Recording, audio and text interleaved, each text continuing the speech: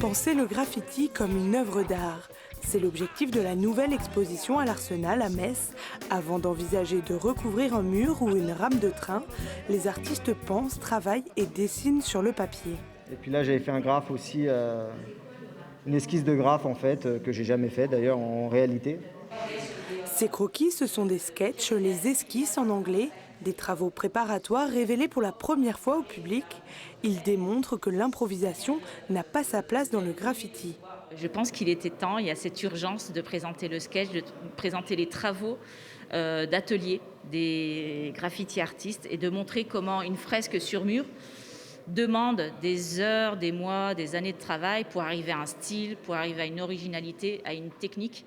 Si ce n'est pas la vocation première du graffiti d'être exposé dans une galerie, les 120 artistes, dont le médecin David Sonner, mesurent l'évolution de son art ces 30 dernières années. Et aujourd'hui, on est arrivé là, avec du recul, je me dis, je suis vraiment super content quoi, du chemin parcouru.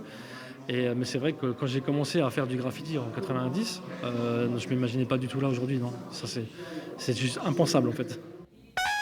Pour les puristes, il n'existe qu'un seul type de graffiti et sa définition est incompatible avec une exposition, puisqu'il s'exprime dans la rue et doit avoir une part d'illégalité. C'est l'acte en lui-même qui fait le graffiti. C'est ça qui est intéressant dans le graffiti et tout ce que ça apporte, l'adrénaline.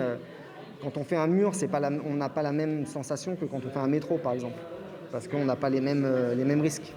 L'exposition Sketch est à voir gratuitement jusqu'au 12 septembre dans la galerie de l'Arsenal.